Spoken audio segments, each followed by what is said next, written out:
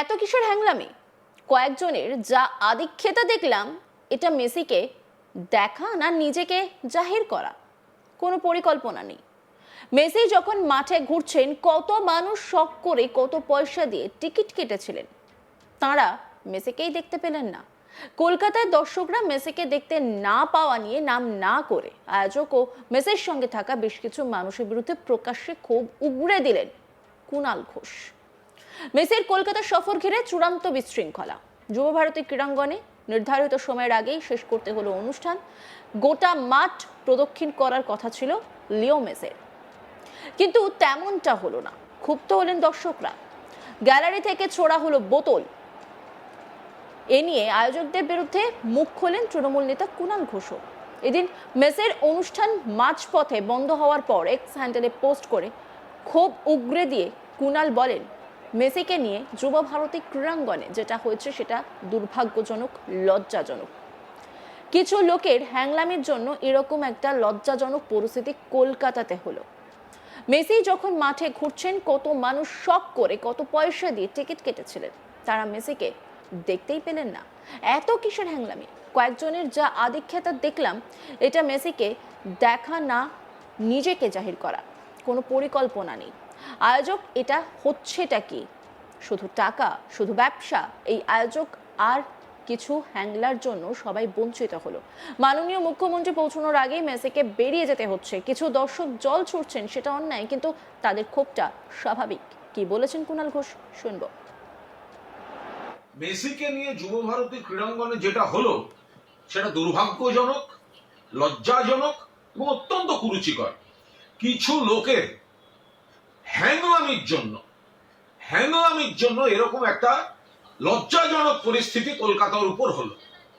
কেন মেসি যখন মাঠে ঘুরছেন, এত মানুষ, তারা কত শখ করে খেলার, তো মূল কথা ছিল না মেসিকে দেখতে যাচ্ছে, মেসি আসছেন, স্বপ্নের নায়ক, মেসিকে দেখতে যাচ্ছেন।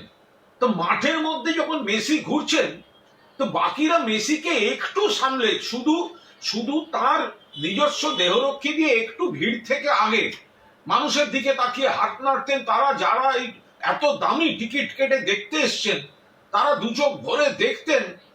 তো সেটা করা গেল না। এত কিসের হ্যাংলামি? কয়েকজনের যে আদিক্ষেতা দেখছি, এটা কিসের? এটা মেসি দেখা না নিজেকে জাহির করা? এটা কি হ্যাংলামি হলো? ফলে দূরে যারা বসলেন, যারা গ্যালারিতে টাকা দিয়ে গেছেন, ওই ভিড়ের মধ্যে দেখতে পাচ্ছেন না। কোনো পরিকল্পনার মা বাবা নেই। এই আয়োজক এটা হচ্ছে নাকি? শুধু টাকা, শুধু ব্যবসা। আর যে ক্রীড়া প্রেমীরা এখানে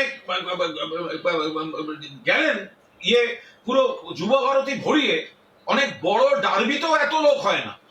সে মানুষগুলো কিন্তু সকালে গেছে শুধুমাত্র মেসিকে দেখবে বলে। মনে রাখবেন, 2011 খেলা হয়েছিল, মেসি খেলেছিল আর্জেন্টিনা ভেনেজুয়েলা। আমি আর আমার এক সহকর্মী, তখন চ্যানেলের প্রসেনজিৎ বক্সি, আমরা কর্নার ফ্ল্যাগের পাশে বসে খেলা দেখছিলাম অ্যাস্ট্রোটার্ফের উপর। আমাদের 12 ফুটের মধ্যে মেসি দাঁড়িয়ে কর্নার নিলেন। গোটা যুব ভারত একটা সিস্টেমে চলেছিল। এটা কি? যারা মাঠের মধ্যে, একটা মানুষ গ্যালারিতে বসে সে কি দেখবে ওই ভিড়ের মধ্যে? কোনো পরিকল্পনা থাকবে না। মাননীয় মুখ্যমন্ত্রী পৌঁছবার আগেই মেসিকে বেরিয়ে যেতে হচ্ছে।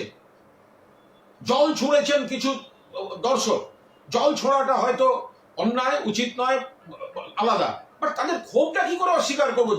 যে মানুষটা এত দামি টিকিট কেটে সকালবেলা নীল সাদা জামা পরে মেসিকে দেখবেন বলে গেছেন, তিনি যদি দেখেন দূরে ওই একটা জটলা শুধু ঘুরে বেড়াচ্ছে, এই হ্যাংলাগুলো কারা? এই আয়োজকটা কে? এরা শুধু ওই টাকা তুলে দামি করে নিজেদের টাকাটাকে সুরক্ষিত রেখে অন্য জায়গা থেকে স্টাফদের এনে ঘুরিয়ে দেয়া, ইয়ার্কি মারার জায়গা পায়নি। এদের বিরুদ্ধে ব্যবস্থা নেওয়া উচিত। আমি এই ক্রীড়া প্রেমী যারা সকালে যুব ভারতীদের মেসিকে দেখতে গিয়ে বঞ্চিত হয়েছেন, তাদের আবেগ এবং ক্ষোভকে পূর্ণ সমর্থন করছি। স্বপ্নের ফুটবলার মেসিকে চাক্ষুষ করতে হাজার হাজার দর্শক মোটা টাকা দিয়ে টিকিট কেটে যুব ভারতীতে এসেছিলেন, কিন্তু মেসিকে এক ঝলকও দেখতে না পেয়ে তীব্র ক্ষোভ উগরে দিলেন তারা। কেন হাজার হাজার টাকা দিয়ে টিকিট কেটেও দেখতেই পাওয়া গেল না মেসিকে, সেই প্রশ্ন তুলেছেন সব দর্শকই।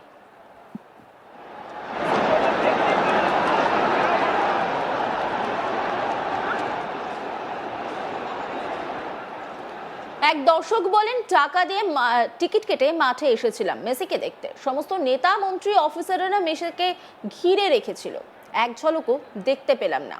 আমাদের সঙ্গে ফ্রড করা হয়েছে।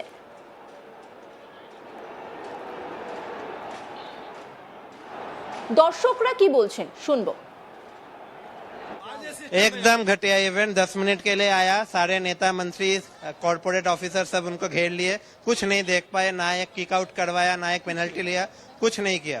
शाहरुख खान को भी लाना का बोला था, कुछ नहीं लाया, 10 मिनट के लिए आया चला गया, पूरा फ्रॉड करके चला गया। इतना लोगों का पैसा, इमोशन, टाइम सब बर्बाद, कुछ नहीं देख पाए। नहीं किया जा रहा है मेसी को, क्योंकि इतना भीड़ है उसके आसपास में। हम लोग सोचे थे कि एक बार बॉल टच करेगा या फिर कुछ फ्री किक भी होगा या फिर पेनल्टी भी शूट आउट होगा, दोनों तरफ कुछ नहीं, बस आया, देखा और चला गया। हम लोग स्पॉट ही नहीं कर पाए सही से, 10 मिनट भी नहीं था सही से। बाहर सब लोग देख रहे हैं, मतलब हम अंदर से हम लोग कुछ नहीं देख पा रहे। ये एक फ्रॉड के अलावा और कुछ नहीं कह सकते हम लोग।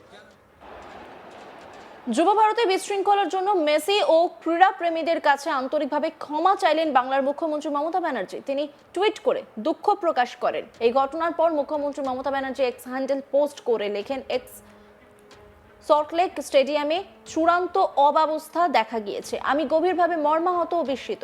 প্রিয় ফুটবলার লিওনেল মেসির এক ঝলক দেখার আশায় হাজার হাজার ক্রীড়াপ্রেমী ও সমর্থকদের সঙ্গে আমিও স্টেডিয়ামের উদ্দেশ্যে রওনা হয়েছিলাম। এই অনভিপ্রেত ঘটনার জন্য মেসি সহ সকল ক্রীড়াপ্রেমী ও তার অনুরাগীদের কাছে আমি আন্তরিকভাবে ক্ষমা প্রার্থনা চাইছি।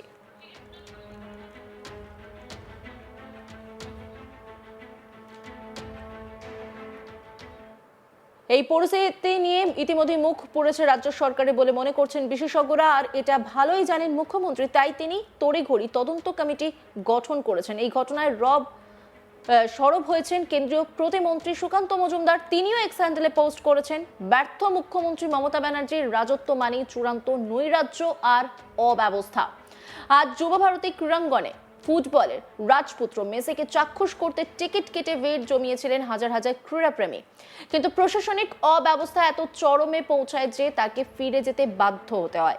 মুখ্যমন্ত্রী মমতা ব্যানার্জির উচিত এই মুহূর্তে পদত্যাগ করা, কারণ তার পুলিশ প্রশাসনের যাবতীয় পরিকল্পনাহীনতা এবং এই চূড়ান্ত অব্যবস্থার দায় মুখ্যমন্ত্রী হিসেবে একমাত্র তার উপরেই বর্তায়।